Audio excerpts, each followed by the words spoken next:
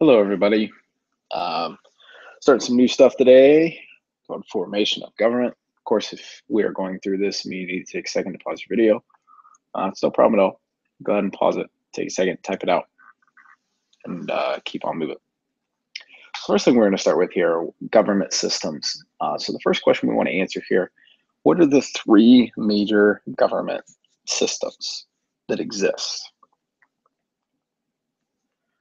So we're going to start here first with the unitary system.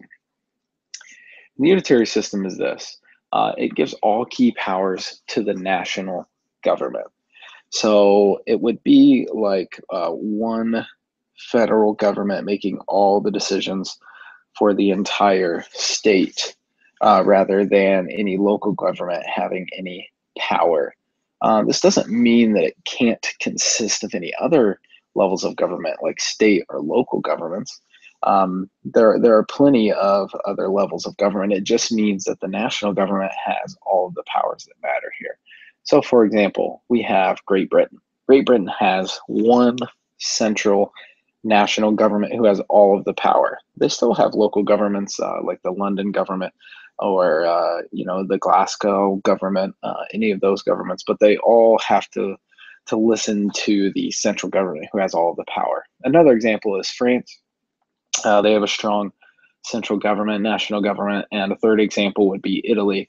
All three of these states have unitary system governments where the only real power lies with that very, very topmost national government, that central government, even if there are lower levels of government. All right.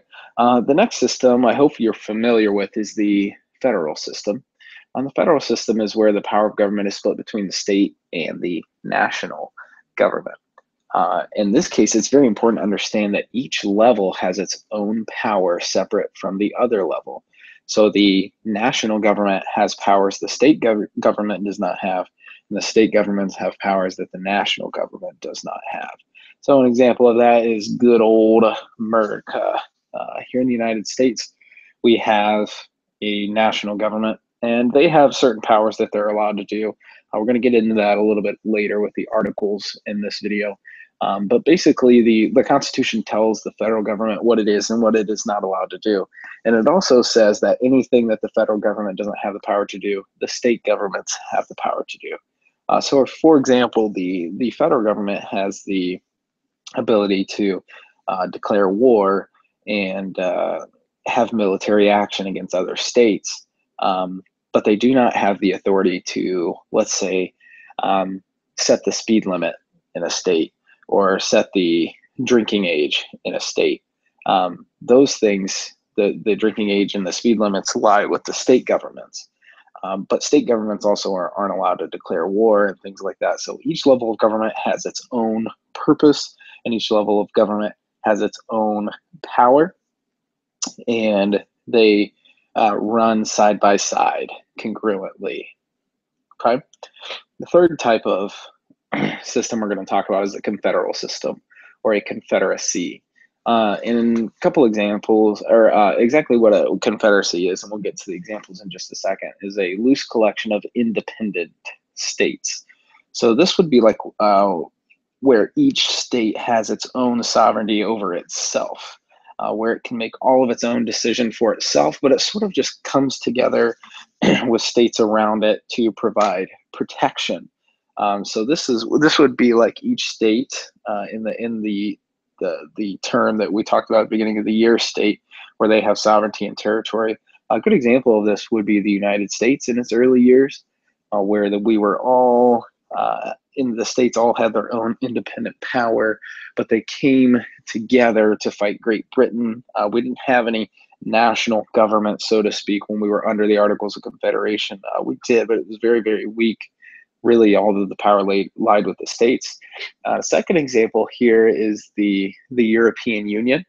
This is where all of these European states here on this picture here have joined together, and they all have some influence over one another, but they each get to make their own laws. So we'll take a look at this a little bit closer now.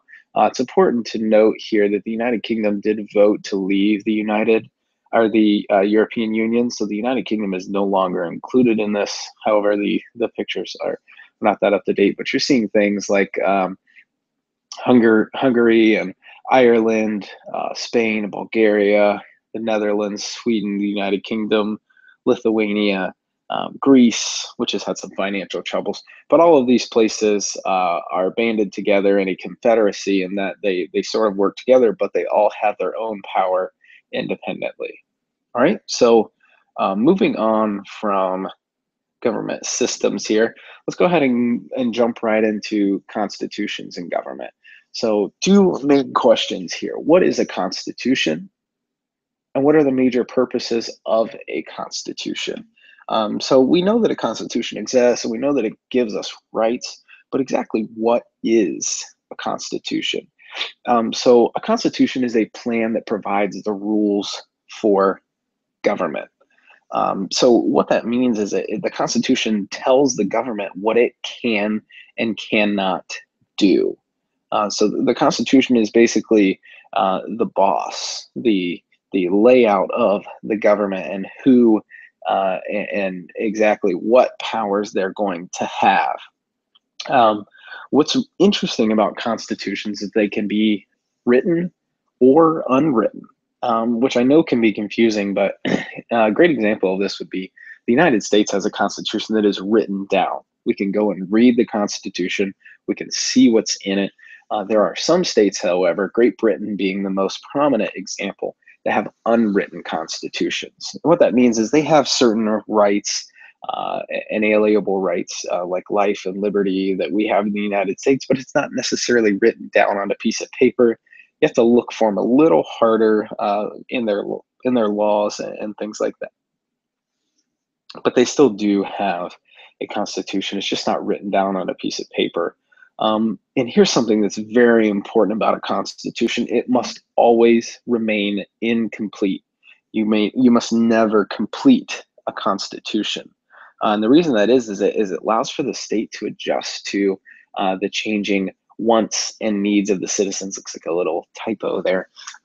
But if it's incomplete, that means it can always change and new things can always come up and we can always modify it.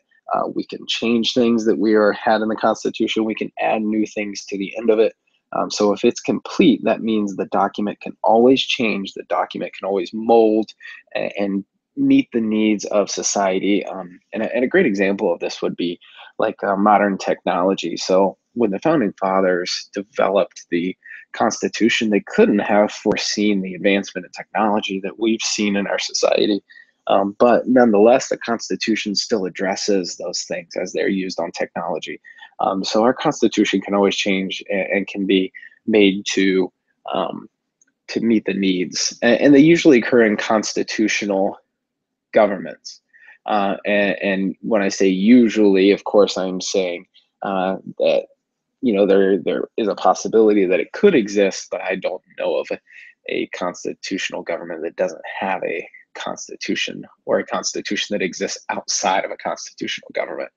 And basically, a constitutional government is a government that is limited by a constitution, and a constitution tells them what they can and what they cannot do to their citizens or for their citizens.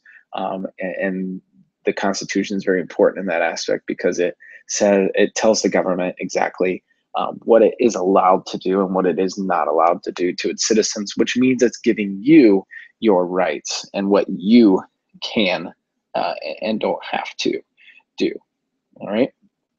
So pretty easy here. So let's jump right in. What are the three major purposes? Well, the first major purpose we have here, it sets out ideals that the people believe in and share. So that first one's very important. Again, another typo there. I do apologize for that. But it's very important that all of the people read this Constitution and agree with its principles. And for the most part, our Constitution is very easily agreeable. It's that all individuals are free and have the right to life and liberty and pursuit of happiness, that you have the freedom of speech. And these are all things that we can all agree upon and that we can all believe in. Secondly, it establishes the basic structure of government and defines government power. So it sort of lays out who's going to have what power. So the legislative branch is going to be able to have this power, the executive has this power, and the legislative has this power. It also outlines the relationship of power between the federal government, meaning the national government, and the state governments, and who has which power where. So it really lets us know where the power lies, since we do have a federal system. Number 3, provides the supreme law for the state. So the Constitution is going to always overrule anything else, because it is the document that tells the government what to do, and the government is what tells us what to do. So this is our boss's boss, so to speak. So it provides the supreme law of the land, in which not only can you not lose your rights, but the government definitely cannot take your rights away, because this Constitution protects them. So it provides that supreme law for the entire state. So now that we've talked about the Constitution and the government, let's talk about the United States Constitution in particular.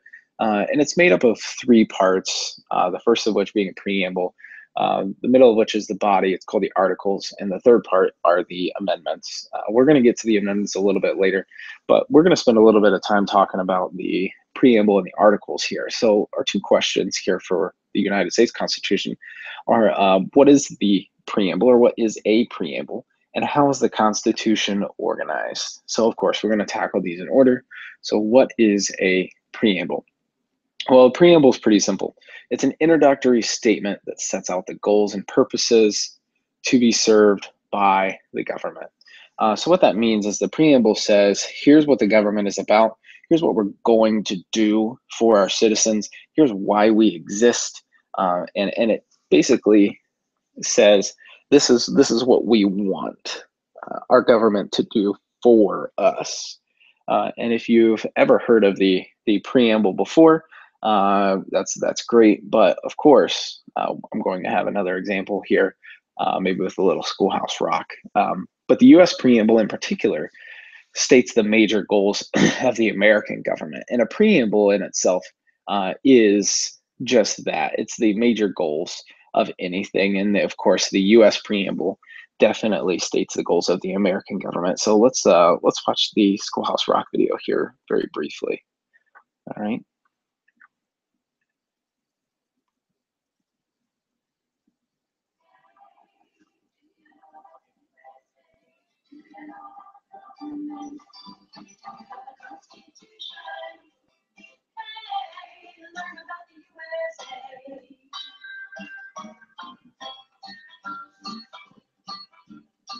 In 1787, untold our founding fathers did agree to write a list of principles for keeping people free.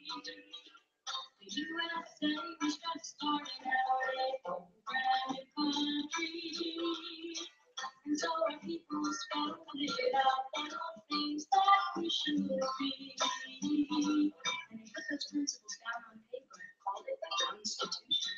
And it's been helping us run our country ever since then. The first part of the Constitution is called the Preamble. It tells what those founding fathers set out to do. We the people, in order to form a more perfect union, establish justice, ensure the lasting tranquility. Provide for the common defense, promote the general welfare of man, secure the blessings of the liberty, to ourselves and our posterity, to ordain and establish this Constitution for the United States of America. All right, so of course, Schoolhouse Rock had to make an appearance here. And if you had trouble hearing that video at all, I will attach the link to the video in this video's description, so you can click on that and watch that on your own. But I hope that video helped drive it home a little bit that, you know, there are certain principles and there are certain things that governments want to be done in the United States. Some of those things include life and liberty, and some of the other things that were enclosed in the video. All right, so now that we've addressed what a preamble is, let's talk about the framework for government. So the United States Constitution, which again is a plan for government, sets out a plan, um, or the main body of the Constitution sets out that plan for government.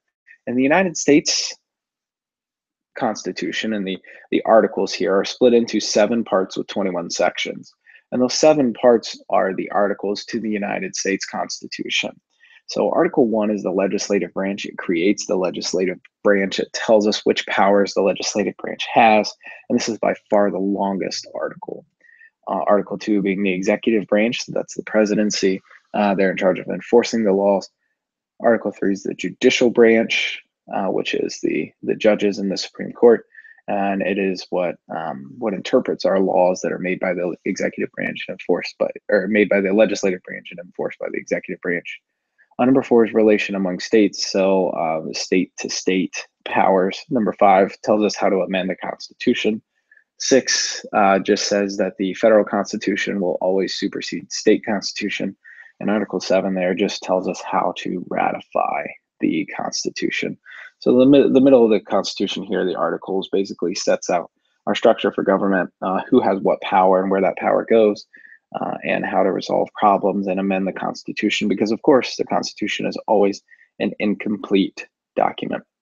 And finally, the Constitution provides the supreme law of the land and draws its authority from the people. So it's very important because if the people don't believe in the Constitution, then it doesn't really have much authority. So constitutional law is utilized in this aspect so that we know the extents and the limits of the government and power and citizens. So basically what that means here is that the constitutional law is being used to say, hey, government, our citizens have the right to free speech. So if you want to arrest somebody for condemning the government, you can't, because constitutional law says that they have that right according to the Constitution. And because our Constitution is the supreme law and nobody can take that law away, and nobody can take your rights away, and it is the supreme authority, even above the government's authority, then you definitely have the right to do those things. So hopefully you enjoyed everything that was in this video. And as always, if you have any questions at all, please feel free to email those to me, to post those in the comment section on Google Classroom, or you can send them to me on Twitter and I will respond to them as soon as I can. All right, thank you very much.